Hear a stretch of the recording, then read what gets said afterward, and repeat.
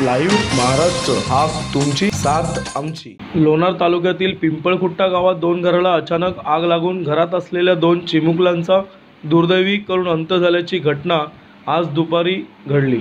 लोणारपासून 3 kilometre अंतरावर असलेल्या पिंपळखुट्टा गावात सत्यभामाबाई प्रकाश घनवट या आपल्या मुलगी प्रेरणा माधव रसाळ हिच्यासह राहत आज दोन्ही मायलेकी नेहमीप्रमाणे मोलमजुरीसाठी शेतात गेल्या होत्या।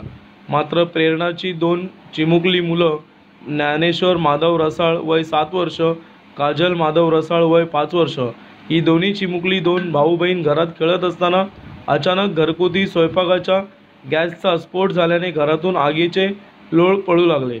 या महाकाय आगीत भाऊ बहीण अक्षरशः जळून खाक झाली।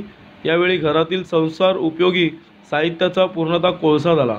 घटनेची माहिती मिळताच लोणार तहसीलचे तहसीलदार हेमंत पाटील, सहाय्यक गटविकास अधिकारी रवींद्र मापारी, तलाठी मंडळ अधिकारी यांनी घटनास्थळाला भेट देऊन तात्काळ सानुग्रह मदत जाहीर केली।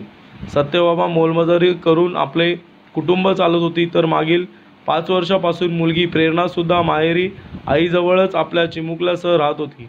अशातच ही आग लागल्याने या दोन्ही मुलांचा जागीच मृत्यू झाला। या भीषण आगीमुळे पूर्ण कुटुंबच उघड्यावर आल्याने मदतीची अपेक्षा व्यक्त होत आहे। आपले प्रतिनिधी भागवंत चव्हाण, लोणार। लाईव्ह महाराष्ट्र, हा तुमची साथ आमची।